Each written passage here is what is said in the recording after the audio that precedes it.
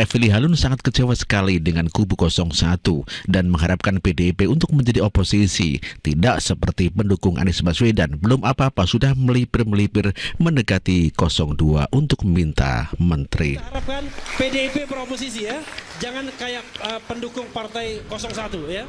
Belum apa-apa sudah melipir dan menyampaikan selamat pula gitu. Itu Bung Aiman. Ini baru selesai pemilu langsung kecewa sama 01, padahal waktu itu dukungnya luar biasa. Oh bukan, kita ini orang yang konsisten. Itulah pernyataan Refli Harun yang begitu sangat kecewa sekali. Belum apa-apa, kubu 01 yakni Muhaimin Iskandar sudah mengucapkan selamat kepada Prabowo Gibran, dan kelihatannya ataupun jelas PKB akan bergabung kepada pemerintahan Prabowo Gibran. Hal ini membuat Refli Harun sangat kecewa sekali. Dan ini juga curhatan para pendukung Anies yang begitu menggebu-gebu mendukung 01, tidak hanya di offline, namun demikian aktif di media sosial sampai mencaci maki 02. Namun demikian ternyata Anies Baswedan malah bergabung. Kecewa banget rasanya. Kecewa banget. Dalam sebelum pemilu ngerangkul rakyat, ngajak berjuang bareng-bareng biar menang. Setelah pemilu malah rangkulan sama yang menang. Kita ditinggal. Udah sedih, malu pula. Sedih dan malu. Gua sebel sama 01. Masa gak ada modal mau nyapres? Begitu Kan ya? gak bisa bayar selebgram. Kan gak bisa bayar buzzer dong. Mana begadang bagi-bagi bansos pas kampanye. Gitu ya. Pengen bajunya kita harus beli sendiri. Balihonya harus pada bikin sendiri, coba. Gimana ini? Begitu ya. Makanya nih ya, saking gua keselnya nanti tanggal 14 Februari pokoknya awas. Gua tusuk pakai paku mukanya. Gua tusuk. Ya. Ya, Pak Prabowo, tenang Pak Prabowo.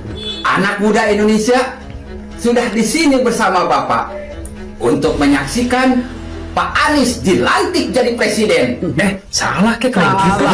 Salah.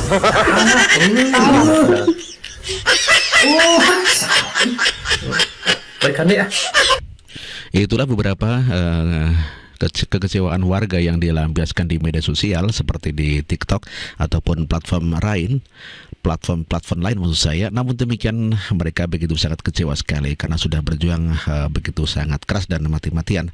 Namun demikian ternyata tidak ditanggapi oleh pihak Anies Baswedan. Bahkan PKB sendiri sudah bergabung ke Prabowo Gibran untuk mendapatkan jatah menteri. mau check out tapi Anda pendukung Amin, nggak jadi bang. Nggak jadi. Kenapa ya yang nggak suka Pak Anies tuh yang diserang malah personalnya Pak Anies ya? Apa mereka sudah kehabisan bahan? Karena nggak ada ilmunya mereka itu. Karena mereka itu sebenarnya butuh diruqyah biar tahu ilmu sesungguhnya.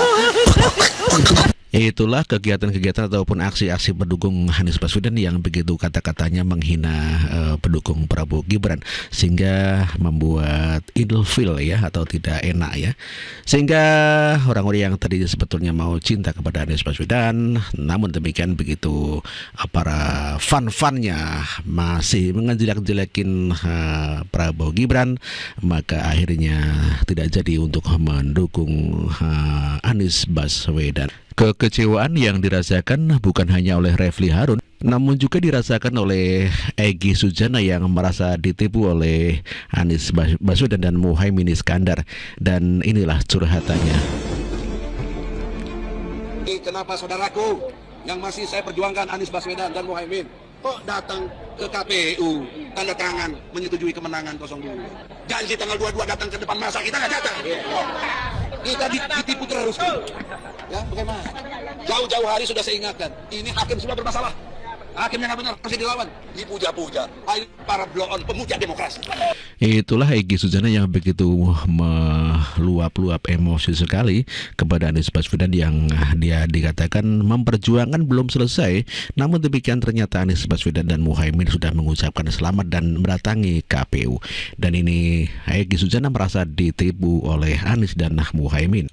Tidak hanya sekali, namun berkali-kali Egy Sujana meluapkan kekecewaannya kenapa Anies Baswedan mau bekerja sama dengan orang-orang yang curang di dalam pemilihan kali ini dengan mendatangi KPU dan mengucapkan selamat. Adinda Anies, faktanya dicurangin kayak gini, mau berteman juga sama pencurang.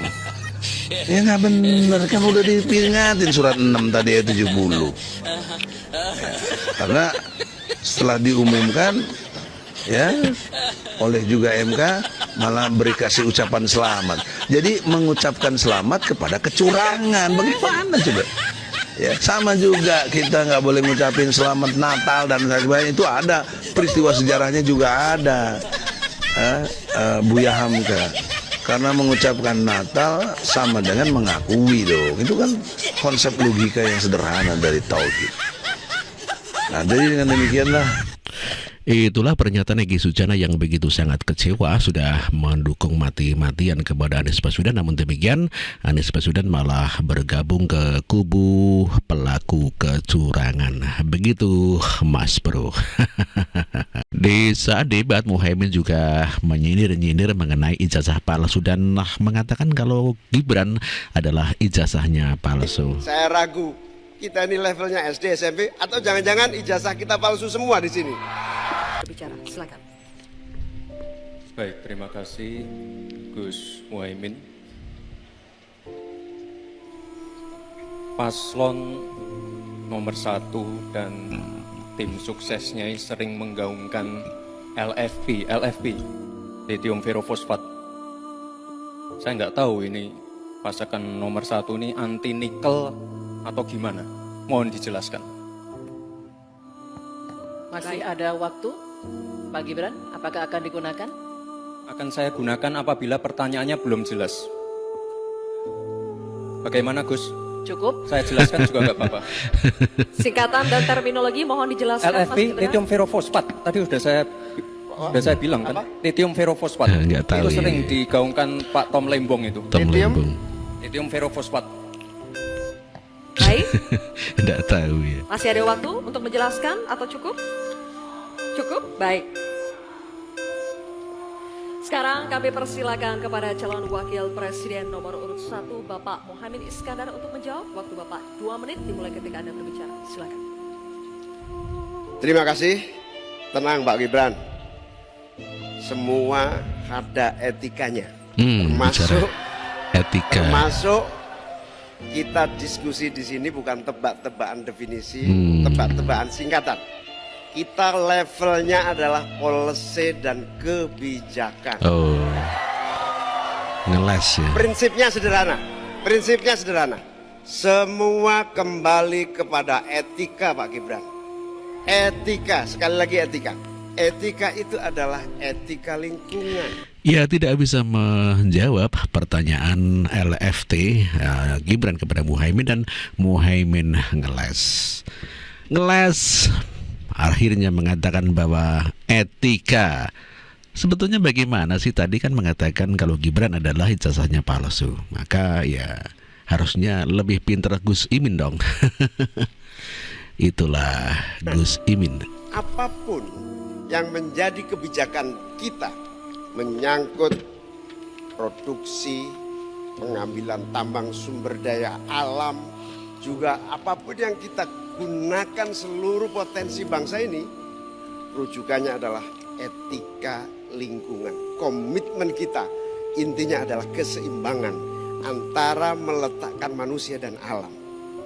Keseimbangan ini tidak bisa ditawar-tawar agar pembangunan kita berkelanjutan, agar melibatkan semua pihak yang ada. Tidak ada satupun yang tertinggal, sehingga produksi yang kita munculkan pun dari tambang, dari litium, dari apapun itu tidak sembrono. Tidak hanya pendukung Anies saja yang menghina Gibran, namun demikian PDIP, tokoh-tokoh seniornya juga menghina Gibran, dikatakan belum pantas begitu ya Mas Bro ya. Politisi senior PDI Perjuangan Pandana Baban menyebut Wali Kota Solo Gibran Rakabuming Raka belum pantas jika maju dalam pemilu presiden 2024. Pernyataan Pandana Baban itu diungkap dalam sebuah acara diskusi politik pada Senin lalu. Panda menyebut Gibran sebagai anak ingusan yang masih harus belajar banyak hal. Menurut Panda, Gibran memerlukan waktu yang panjang di dunia politik. Menanggapi pernyataan politisi senior PDI Perjuangan Pandana Baban yang menyebutnya anak ingusan, Wali Kota Solo Gibran Rakabuming Raka justru mengucapkan terima kasih dan menganggapnya sebagai masukan. Gibran mengaku masih perlu belajar banyak hal, termasuk dari para senior partai. Dan ini adalah jawaban daripada Gibran yang dikatakan oleh Pandana Baban sebagai seorang anak ingusan. Kalau saya memang anak ingusan, ya nggak usah takut sama saya, nggak usah takut sama manuver saya, itu loh. Bapaknya ingusan ya udah, ya nggak usah takut sama saya. Saya nggak punya pasukan, saya nggak punya apa-apa kok. Saya masih baru banget. Beda dengan yang senior yang udah punya pasukan, udah punya suara. Saya kan masih baru banget. Dan sekali lagi saya tidak mewakili siapapun. Betul. Itulah jawaban Gibran yang mengatakan bahwa bila dia dikatakan sebagai anak kemarin sore, ingusan dan lain sebagainya, kenapa harus ditakuti? Logikanya sangat masuk akal, kenapa harus takut sama anak kemarin sore?